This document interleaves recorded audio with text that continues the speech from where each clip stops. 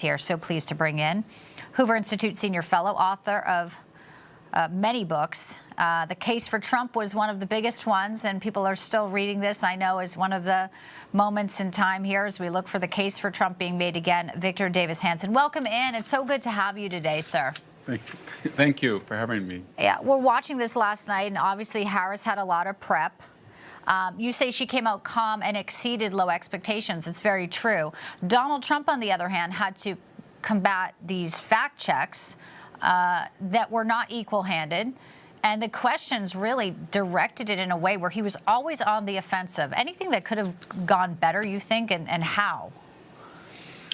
Well, I think it was kind of a Candy Crowley debate, and by that I meant in 2012. We don't remember that debate between Romney and Obama. We only remember that Candy Crowley, the CNN moderator, destroyed her career when he hijacked it and started fact-checking and intervening. And that's what these two did, Muir and Davis. They interrupted the tempo of the debate. They fact-checked him 6 or 7 times. There was supposed to be a rule against hot mics. She interrupted a couple times with a hot mic. That rule was dropped. They didn't ask her anything. They didn't fact check her when she said that Trump was for a national abortion ban.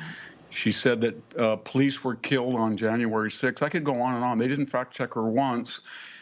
But she was prepped to get under his skin and call him a business failure, call him a coward, all of that. And he did get angry about that.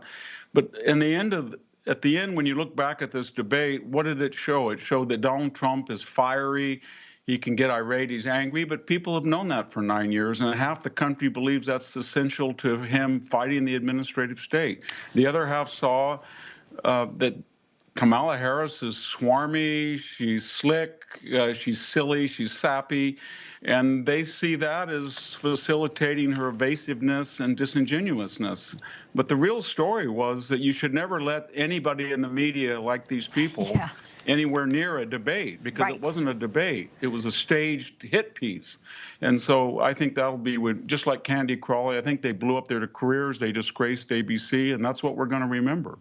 It is, and ABC and Disney and the ties possibly, Kamala, we know that there are these machinations of what these bosses want. It played out. I have some of the headlines here, and it's not surprising to everything you just said. Those that are gushing over it are legacy media, that, she got under his skin over and over. The fact that he took the bait, over 90 minutes, he descended to his true self. But I think we also have to take some solace with the fact that at the end of the day, it is about undecided people who are in those battleground states, Victor, and they are saying we trust Trump more on the economy. So these snap polls that come out after, she may not have had a fatal night. She lives to see another day. But at what point will she ever have to come and say, these are actually what I would do, these are my policies? Even last night, she's just glazing over everything. And I'm just dumbfounded and astounded that we are at this point in American elections, one of the most pivotal in our nation, whether or not this nation survives or falls, many say. And this woman at the top of the ticket gets a pass, be it ABC, but also by some Americans. We're just that busy that we're looking at World War III's door, and they're going to take a Taylor Swift endorsement and say, all right.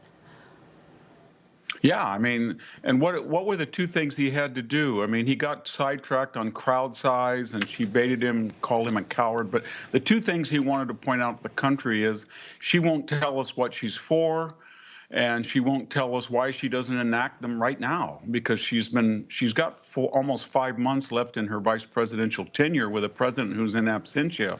So she could do it now. And he made those points really well. And that he got angry, but again, people expected that from him.